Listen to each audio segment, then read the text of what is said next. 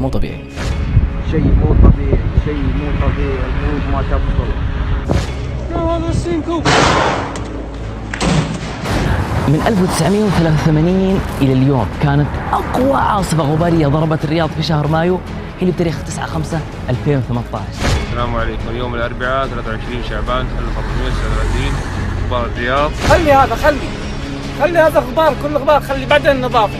عاصفة مايو صنفت الأقوى لأنها خيمت على الرياض وكتمتها 21 ساعة، يعني يوم كامل تقريبا من الغبار، وهذا في معدل العواصف الغبارية ما هو طبيعي.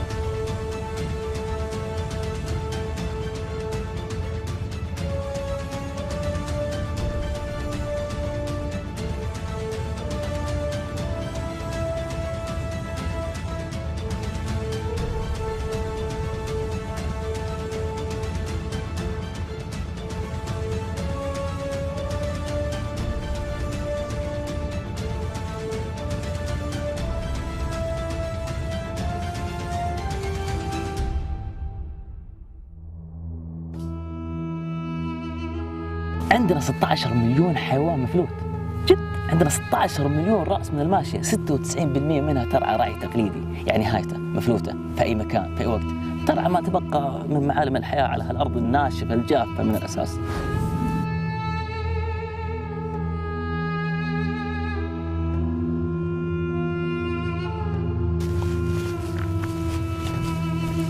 فيه ناس مجرمين بمعنى الكلمة، ما هم حطابة.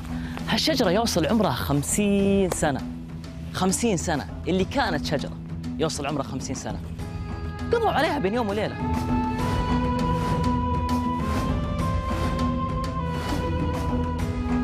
أنا الشيء اللي مقلقني ومخوفني من موضوع قطع الأشجار الكبيرة إن الشخص اللي قطع شجرة بهالعمر وبهالحجم معناته عنده ماضي طويل، ماضي إجرامي كبير مع الأشجار الصغيرة، ما صارت ملعينة.